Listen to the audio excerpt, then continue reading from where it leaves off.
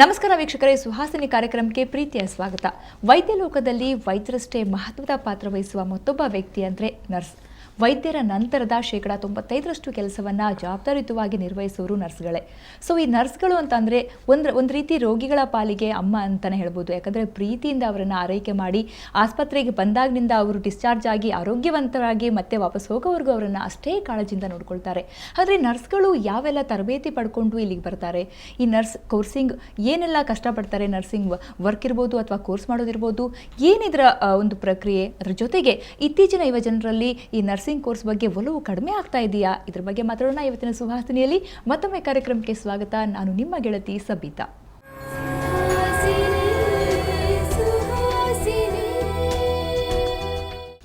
Nursing ಈ concept ಹುಟ್ಕೊಂಡಿದ್ದು ಯಾವಾಗ, ಎಲ್ಲಿಂದ ಶುರುವಾಯಿತು ನರ್ಸಿಂಗ್ ಜರ್ನಿ, ಇದರ ಉದ್ದೇಶ ಏನಿತ್ತು, ಈಗ ಏನಾಗಿದೆ ಅದರ ಉದ್ದೇಶ, ಅವಕಾಶಗಳು ಹೇಗಿವೆ, ಒಂದು ಸಣ್ಣ ಮಾಹಿತಿ ಇದೆ, ನೋಡ್ಕೊಂಡು ಬನ್ನಿ.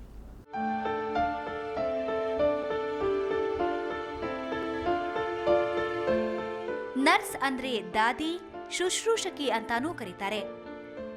ರೋಗಿ ಅದೆಂಥದ್ದೇ ಕಾಯಿಲೆಯಿಂದ ಬಳಲ್ತಾ ಇರಲಿ, ನಿಸ್ವಾರ್ಥ ಸೇವೆ ಮಾಡಿ ಆತನ ಆರೋಗ್ಯ ಕಾಪಾಡ್ತಾರೆ. ಎಷ್ಟೋ ಸಾರಿ ಭಯಾನಕ ಕಾಯಿಲೆಯಿಂದ ಬಳಲ್ತಾ ಇರೋರನ್ನ ಮನೆಯವರೇ ಕಡೆಗಣಿಸ್ತಾರೆ, ತಾತ್ಸಾರ ಭಾವದಿಂದ ಕಾಣ್ತಾರೆ. ಆದ್ರೆ ನರ್ಸ್ಗಳು ಹಾಗಲ್ಲ. ಪ್ರತಿಯೊಬ್ಬ ರೋಗಿಯನ್ನು ಅತ್ಯಂತ ಪ್ರೀತಿಯಿಂದ ಆರೈಕೆ ಮಾಡ್ತಾರೆ.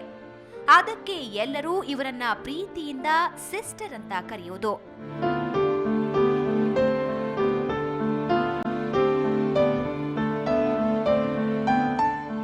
ನಿಜ, ತೀರಾ ಸಾಮಾನ್ಯ ಅನಿಸಿದ್ರೂ ನರ್ಸ್ ವೃತ್ತಿ ಅಸಾಮಾನ್ಯ ಸೇವೆ ಅನ್ನೋದನ್ನ ಅಲ್ಲಗಳೆಯುವಂತಿಲ್ಲ. ವೈದ್ಯರ ನಂತರದ ರೋಗಿಯ ಸಂಪೂರ್ಣ ಜವಾಬ್ದಾರಿ ನರ್ಸ್ಗಳದ್ದೇ ಆಗಿರುತ್ತೆ. ಅದನ್ನ ಅತೀವ ಕಾಳಜಿಯಿಂದ ಅವರು ನಿರ್ವಹಿಸ್ತಾರೆ. ನರ್ಸಿಂಗ್ ಅಂದಾಕ್ಷಣ ಕೇಳಿಬರುವ ಒಂದೇ ಒಂದು ಹೆಸರು ಫ್ಲಾರೆನ್ಸ್ ನೈಟಿಂಗೇಲ್.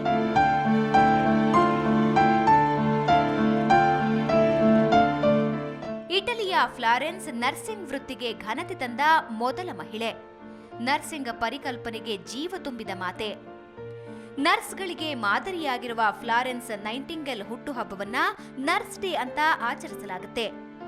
ಈ ಕ್ಷೇತ್ರದಲ್ಲಿ ನಿಸ್ವಾರ್ಥ ಸೇವೆ ಮಾಡಿದವರಿಗೆ ಫ್ಲಾರೆನ್ಸ್ ನೈಟಿಂಗೇಲ್ ಅವಾರ್ಡ್ ನೀಡಿ ಗೌರವಿಸಲಾಗುತ್ತೆ. ನರ್ಸಿಂಗ್ ವೃತ್ತಿಗೆ ಬರುವ ಮುನ್ನ ಅಗತ್ಯ ತರಬೇತಿ ಬೇಕೇ ಬೇಕು. ವೈದ್ಯಕೀಯ ಪಾಠದ ಜೊತೆಗೆ ಮಾನವೀಯ ಮೌಲ್ಯಗಳನ್ನು ಇಲ್ಲಿ ಹೇಳಿಕೊಡಲಾಗುತ್ತೆ. ನರ್ಸಿಂಗ್ ಕೋರ್ಸ್ನ ವಿಶೇಷತೆ ಅಂದ್ರೆ ಇದು ಮಹಿಳೆಯರಿಗೋಸ್ಕರ ಇರುವ ಏಕೈಕ ವೃತ್ತಿ ಅಂತ ಹೇಳಬಹುದು.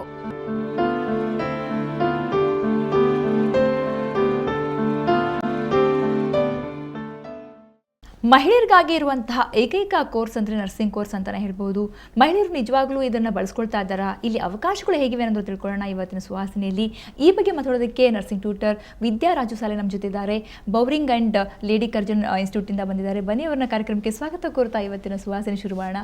ನಮಸ್ಕಾರ ಸಬಿತಾ, ನಿಮಗೆ ಕಾರ್ಯಕ್ರಮಕ್ಕೆ ಸ್ವಾಗತ. Thank you. ಸೊ ಮೊದಲನೇದಾಗಿ ನರ್ಸಿಂಗ್ ಕೋರ್ಸ್, ನರ್ಸ್ ಅಂತ ಹೇಳೋ ಒಂದು ಕಾನ್ಸೆಪ್ಟ್ ಇದೆಯಲ್ಲ, ನಮ್ಮ ದೇಶದಲ್ಲಿ ಮೊದಲು ಶುರುವಾಗಿದ್ದು ಯಾವಾಗ ಅಂತ? ಇಂಡಿಯಾದಲ್ಲಿ ನೀವು ಕೇಳಿದರೆ, ಇಂಡಿಯಾದಲ್ಲಿ ಯಾವ ರೀತಿ ನರ್ಸಿಂಗ್ ಪ್ರೊಫೆಷನ್ ಬಳಕೆಯಲ್ಲಿ ಬಂತಂದರೆ ಇಲ್ಲೂ ಅಷ್ಟೇ ಆ ಒಂದು ಕಾನ್ಸೆಪ್ಟ್ ಅವರೇ ಅದನ್ನು ಬೇಸ್ ಹಾಕಿ ಕೊಟ್ಟರು. ಹಾಗೆ ಮದರ್ ತೆರೆಸಾ, ನೀವು ಮದರ್ ತೆರೆಸಾ ಅಂತ ಹೆಸರು ಕೇಳಿದರೆ, ಒಂದು ಮೊದಲು ಕುಷ್ಠರೋಗಿ ಯಾವ ರೀತಿ ಇದ್ದ ಅಂಥೇಳಿ, ಯಾವ ರೀತಿ ಅವ್ರಿಗೆ ಪ್ರಾಬ್ಲಮ್ ಇತ್ತಂದರೆ ಅವ್ರು ಹೊರಗಡೆ ಬರುವಾಗ ನಾನು ಕುಷ್ಠರೋಗಿ ಅಂತ ಕೂತ್ಕೊಂಡು ಬರಬೇಕಿತ್ತಂತೆ. ಅಂದರೆ ಅನ್ಟಚೇಬಲ್, ಯಾರು ಅವರನ್ನು ಮುಟ್ತಾ ಇರಲಿಲ್ಲ. ಅಂಥ ಒಂದು ಸಂದರ್ಭದಲ್ಲಿ ಮದರ್ ತೆರೆಸಾ ಅವ್ರು ಫಾರಿನವರೇ, ಅವ್ರು ಇಂಡಿಯಾಕ್ಕೆ ಬಂದು ಅವರನ್ನು ದೇವರು ಹೇಗೆ ಒಂದು ನಮಗೊಂದು ಶಕ್ತಿ ಕೊಡ್ತಾನೆ ಅಂದರೆ ನರ್ಸಸ್ಸಿಗೆ ಒಂದು ಇಮ್ಯುನಿಟಿ ಪವರ್ ಅಂತ ಕೊಟ್ಟಿರ್ತಾನೆ. ಅಂಥವ್ರನ್ನ ಬರೀ ಕೈಲಿ, ಆಗ ಗ್ಲೌಸ್ ಎಲ್ಲ ಇರಲಿಲ್ಲ ಈಗಿನ ಥರ, ಬರೀ ಕೈಯಲ್ಲಿ ಪೇಷಂಟನ್ನು ಆ ಒಂದು ಕುಷ್ಠರೋಗಿಯನ್ನು ಅವರದ್ದು ಗಾಯವನ್ನು ತೊಳೆಯೋದು ಮಾಡೋದು ಮಾಡ್ತಾಯಿದ್ರು. ಆಗ ಅವನು ಹೇಳಿದಂತೆ ಹತ್ಕೊಂಡು, ಅಮ್ಮ ನಾನು ದೇವರನ್ನು ನೋಡಲಿಲ್ಲ, ತಾಯಿಯನ್ನು ನೋಡಲಿಲ್ಲ, ನಾನು ಎರಡನ್ನೂ ನಿಮ್ಮಲ್ಲಿ ನಾನು ಕಾಣ್ತಾ ಇದ್ದೀನಿ. ಹಳ್ಳಿಯಲ್ಲಿ ಹೋಗಿ ನೀವು ನೋಡಿರ್ಬೋದು, ಹಳ್ಳಿಯಲ್ಲಿ ANMs ಇರ್ತಾರೆ, ಅವರು ಡೆಲಿವರೀಸ್ ಎಲ್ಲ ಮೊದಲೆಲ್ಲ ಇರ್ತಿತ್ತಂದರೆ ನಮ್ಮಲ್ಲಿ ಯಾರು ಹಿರಿಯರಿದ್ರು ಅವರೇ ಡೆಲಿವರಿ ಕಂಡಕ್ಟ್ ಮಾಡ್ತಿದ್ರು. ಆಗ 10-12 ಮಕ್ಕಳು, ಅದರಲ್ಲಿ 2-3 ಬದುಕಿ ಉಳಿತಿತ್ತು, ಉಳಿದವೆಲ್ಲ ಮಕ್ಕಳು ಸಾಯ್ತಿದ್ರು. ಯಾಕಂದರೆ ಗೊತ್ತಿಲ್ಲ ಯಾವ ರೀತಿ ಡೆಲಿವರಿ ಮಾಡಬೇಕು, ಡೆಲಿವರಿ ಮಾಡಿದ್ರೆ ತಾಯಿಯನ್ನು ಹೇಗೆ ಉಳಿಸ್ಬೋದು, ಮಗುವನ್ನು ಹೇಗೆ ಉಳಿಸ್ಬೋದು ಅನ್ನೋ ಒಂದು ಕಾನ್ಸೆಪ್ಟ್ ಗೊತ್ತಿರಲಿತ್ತು.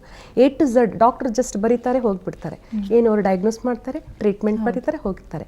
ಆದರೆ nurses 24 hours round the clock ಅಂತೀವಿ ನಾವು. 24 ಗಂಟೆ ಅವ್ರ ಜೊತೆಗೆ ಇದ್ದು ಅವರನ್ನೆಲ್ಲ ನೋಡ್ಕೊಳ್ಳೋದು, ಅವ್ರದ್ದು ಏನು ಇವತ್ತೇನಾಯಿತು, ಅವ್ರ ಕಂಡೀಷನ್ ಏನಾಯಿತು, A to Z ಅವ್ರು ರಿಪೋರ್ಟ್ ಮಾಡೋದು ಸಿಸ್ಟರ್ಸ್. ಅದಕ್ಕೆ ನರ್ಸಿಂಗನ್ನು ಓಲ್ಡೆಸ್ಟ್ ಆರ್ಟ್, ಯಂಗೆಸ್ಟ್ ಪ್ರೊಫೆಷನ್ ಅಂತೀವಿ. ಅಂದರೆ ಓಲ್ಡ್, ಹಿಂದಿಂದ ಬಂದದ್ದು ಅದು, ಅದೇನು ಹೊಸದು ಒಂದು ಕಲೆ ಅಲ್ಲ. ನಮಗೆ ನಮ್ಮ ತಾಯಿ ಮಾಡ್ತಾಯಿದ್ರು, ನಮ್ಮ ಸೇವೆ ನೋಡ್ಕೋತಾ ಇದ್ರು ನಮ್ಮನ್ನು, ಹಾಗೆ ನಾವು ಈಗ ಪೇಷಂಟ್ ಸೇವೆ ಮಾಡ್ತಾ ಇರ್ತೀವಿ. ನರ್ಸಿಂಗ್ ಕೋರ್ಸ್ ಅಂದರೆ ಅದೆಲ್ಲೋ ಅಲ್ಲಿ ಮಡಿವಂತಿಕೆ ಮಾಡೋದು ಜಾಸ್ತಿ ಇಲ್ಲ, ಯಾರ್ದೋ ಕೊಳೆ ರೋಗವನ್ನು ಕ್ಲೀನ್ ಮಾಡೋದು, ಯಾರ್ದೋ ಸೇವೆ ಮಾಡೋದು, ಅದೊಂದು ಏನು ಜಾಬ್ ಅದು ನನಗೆ. ಅದೇ ಆ ಕಾನ್ಸೆಪ್ಟ್ ಯಾಕೆ ಇನ್ನೂ ಬದಲಾಗ್ತಾ ಇಲ್ಲ ಜನ ಅಂತ. ಅಂದರೆ ಅದನ್ನು ಯಾವ ರೀತಿ ತಗೋತೀವಿ ನಾವು ಅದ್ರ ಮೇಲೆ, ಬರೀ ನಮ್ಮ ಇಂಟ್ರೆಸ್ಟ್ ಬಂದ ನಾವು ಆ ರೀತಿ ತಗೊಳ್ಳೋದಿಲ್ಲ. ಈಗ ನೀವು ನೋಡಿರ್ಬೋದು, ಈಗ ಯಂಗ್ ಜನ್ರೇಷನ್, ನಾನು ನೋಡಿದ ಪ್ರಕಾರ ಈಗಿನ ಮಗುವಿನ ಒಂದು ಪ್ಯಾಡ್ಸ ತೆಗಿಲಿಕ್ಕೆ ಅಲ್ಲ, ಮಗುವಿನ ಒಂದು ಕಕ್ಕ ಮೋಷನ್ ಯೂರಿನ್ ತೆಗಿಲಿಕ್ಕೆ ರೆಡಿ ಇಲ್ಲ. ಈಗ ಪ್ಯಾಡ್ ಹಾಕಿ ಇಟ್ಬಿಡ್ತಾರೆ ಮಗು, ನೀವು ನೋಡಿರ್ಬೋದು. ಯಾಕಂದರೆ ಅದನ್ನು ಅವ್ರಿಗೆ ಮುಟ್ಲಿಕ್ಕೆ ಹೇಸಿಗೆ. ಹಾಗಿರುವಾಗ ಒಂದು ನರ್ಸ್ ಆದವಳು ಯಾರೋ ಏನು ಡೆಸ್ಟ್ಯೂಟ್ ಪೇಷಂಟ್ ನೀವು ನೋಡಿರ್ಬೋದು, ರೋಡಲ್ಲಿ ಬಿದ್ದಿರ್ತಾರೆ, ಮ್ಯಾಕೆಟ್ಸ್ ಆಗಿರುತ್ತೆ.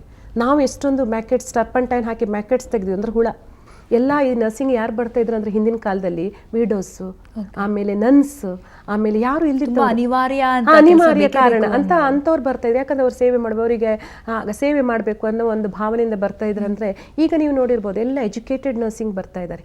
MSc ನರ್ಸಿಂಗ್ ಇದೆ, MSc again specialisation, paediatric nursing, mental health nursing ಅಂದರೆ psychiatric nursing, OBG nursing, medical surgical nursing, community nursing ಅಂತ ಅಲ್ಲೂ ಕೂಡ ಉನ್ನತ ಹುದ್ದೆಗಳು ಇದೆ. ಉನ್ನತ ಹುದ್ದೆ PhD ವರೆಗೆ ಡಾಕ್ಟರೇಟ್ ಪದವಿ ಎಲ್ಲ ಪಡೆದವರು ಇದ್ದಾರೆ ನಮ್ಮಲ್ಲಿ. ಸೊ ಅದ್ರ ಬಗ್ಗೆ ಏನೊಂದಿಷ್ಟು ಕೇಳ್ತೀನಿ. ಅದಕ್ಕಿಂತ ಮುಂಚೆ ಇದು ನರ್ಸಿಂಗ್ ಅಂದ್ರೆ ಹುಡುಗಿಯರಿಗಾಗಿ ಇರುವಂತಹ ಒಂದು ಪ್ರತ್ಯೇಕ ಕೋರ್ಸ್ ಅಂತ ಹೇಳ್ಬೋದು. ಈಗ ಹುಡುಗರು ಕೂಡ ಬರ್ತಾ ಇದ್ದಾರೆ. ಯಾಕಂದ್ರೆ ಇದರಲ್ಲಿ ಆಪ್ಷನ್ಸ್ ಇದೆ ನಿಮಗೆ. ನಿಮ್ಗೀಗ ಮುಂದಕ್ಕೆ ನೀವು ಮುಂದೆ ಏನೋ ಒಂದು ಸಾಧನೆ ಮಾಡಬೇಕು, ನರ್ಸ್ ರಿಸರ್ಚರ್, ನಿಮ್ಗೆ ಈಗ ಆರ್ಟಿಕಲ್ ಬರೀಬೇಕು, ಪಬ್ಲಿಕೇಶನ್ ಮಾಡಬೇಕು, ಒಂದು ಸ್ಟಡಿ ಮಾಡಬೇಕು, ಒಂದು ಕೋರ್ಸ್ ಬಗ್ಗೆ ರಿಸರ್ಚ್. ಈಗ ಎವಿಡೆನ್ಸ್ ಬೇಸ್ಡ್ ಪ್ರಾಕ್ಟೀಸ್ ಅಂತ ಮಾಡ್ತೀವಿ. ಒಂದು ಈಗ ನಾವು ಹಾಸ್ಪಿಟಲ್ ಸೈಡಿಗೆ ಹೋದರೆ ಬ್ರೆಸ್ಟ್ ಎಂಗಾರ್ಜ್ಮೆಂಟ್ ಅಂತ ಆಗಿರುತ್ತೆ, ರಿಸರ್ಚ್ ಮಾಡಿದ್ದಾರೆ ಇದ್ರ ಬಗ್ಗೆ. ಬ್ರೆಸ್ಟ್ ಎಂಗಾರ್ಜ್ಮೆಂಟಿಗೆ ನರ್ಸಿಂಗಲ್ಲಿ ಈಗ ಕಾಲಿಫ್ಲವರ್ ಲೀವ್ಸ್ ಅಂತ ಬರುತ್ತೆ, ಕ್ಯಾಬೇಜ್ ಲೀವ್ಸ್, ಅದನ್ನಿಟ್ಟು ಬ್ರೆಸ್ಟ್ ಎಂಗಾರ್ಜ್ಮೆಂಟನ್ನು ಕಮ್ಮಿ ಮಾಡುವಂಥದ್ದು. ಈಗ ನಮ್ಮ ಊರ ಕಡೆಯಲ್ಲಿ ಮಂಗಳೂರು ಸೈಡಿಗೆ ಹೋದರೆ ನಿಮಗೆ ಮಲ್ಲಿಗೆ ಹೂ ಅದು ಸಿಗ್ತದೆ. ಅದನ್ನು ನೀವು ಸುತ್ತಲೂ ನಿಪ್ಪಲ್ ಸುತ್ತಲೂ ಅಂದರೆ ಬ್ರೆಸ್ಟ್ ಸುತ್ತಲೂ ನೀವು ಅದನ್ನು ರ್ಯಾಪ್ ಮಾಡ್ಕೊಂಡು ಬಂದು, ಆಗ ಏನಾಗುತ್ತೆ, ಬ್ರೆಸ್ಟ್ ಎಂಗಾರ್ಜ್ಮೆಂಟ್ ಅಂದರೆ ಮಗುಗೆ ಹಾಲು, ಕೆಲವು ಮಗು ಡೆತ್ ಆಗುತ್ತೆ, ಸ್ಟಿಲ್ ಬರ್ತ್ ಅಂತ ಹೇಳ್ತೀವಿ ನಾವು, ಅದನ್ನು ಡೆತ್ ಆಗುತ್ತೆ. ಆಗ ಮಗು ಎದೆಯಲ್ಲಿ ಹಾಲು ತುಂಬಿಕೊಂಡಿರುತ್ತೆ, ಆ ಹಾಲು ಒಣಗೋದಿಲ್ಲ. ಮೆಡಿಕೇಶನ್ ಕೊಡ್ಬೋದು, ಬಟ್ ನರ್ಸಿಂಗಲ್ಲಿ ಆ ರೀತಿಯ ಒಂದು ಪ್ರಾಕ್ಟೀಸು ನರ್ಸಸ್ ಮಾಡ್ತಾ ಇದ್ದಾರೆ. ಈಗ ನೀವು ನೋಡಿರ್ಬೋದು ಹಾಸ್ಪಿಟ್ಲಲ್ಲಿ ಅವರ ಸಿಸ್ಟರ್ಸೇ ಪೇಷಂಟಿಗೆ ಕೌನ್ಸಿಲಿಂಗ್ ಮಾಡ್ತಾರೆ, ಸೈಕಲಾಜಿಕಲ್ ಸಪೋರ್ಟ್ ಕೊಡ್ತಾರೆ, ಆಮೇಲೆ ಯಾವ ರೀತಿ ಡೈಟ್ ಅವ್ರು ತಿನ್ನಬೇಕು, ಆಮೇಲೆ ಸಾಂಕ್ರಾಮಿಕ ರೋಗ ಅದನ್ನೆಲ್ಲ ಬರೆದಿದ್ದಾಗೆ ತಡೆಗಟ್ಟುದು ಯಾರು? ಪ್ರಮುಖ ಪಾತ್ರ ನರ್ಸಸ್ ಇದೆ. ಅದು ಎಲ್ಲಿ ಸಣ್ಣ ಅದೊಂದು ಸ್ಥಾನದಲ್ಲಿ ನೀವು ನಿಂತು ನೋಡಿ, ಅಲ್ಲಿನೂ ನರ್ಸಸ್ಸಿನ ರೋಲೇ ಮೇನ್ ಆಗಿರುತ್ತೆ. ಓಕೆ, ನಿಮ್ಮ ಜೊತೆ ಮಾತಾಡ್ತೀನಿ. ಸೊ ವೀಕ್ಷಕರೇ, ನಾವು ಮಾತಾಡ್ತಾ ಇದ್ದೀವಿ ನರ್ಸಿಂಗ್ ಕೋರ್ಸ್ ಬಗ್ಗೆ, ನರ್ಸ್ಗಳ ಜವಾಬ್ದಾರಿಗಳ ಬಗ್ಗೆ. ನಿಜವಾಗ್ಲೂ ಒಂದು ತುಂಬ ಗ್ರೇಟ್ ವರ್ಕ್ ಅಂತಲೇ ಹೇಳ್ಬೋದು. ಸೊ ನರ್ಸ್ ಆಗಬೇಕಾದ್ರೆ ಏನು ಮಾಡಬೇಕು, ಯಾವೆಲ್ಲ ಅವಕಾಶಗಳೇ ಅವರಿಗೆ ಅಂತ ತಿಳ್ಕೊಳ್ಳೋಣ ಒಂದು ಚಿಕ್ಕ ಬ್ರೇಕ್ನ ನಂತರ.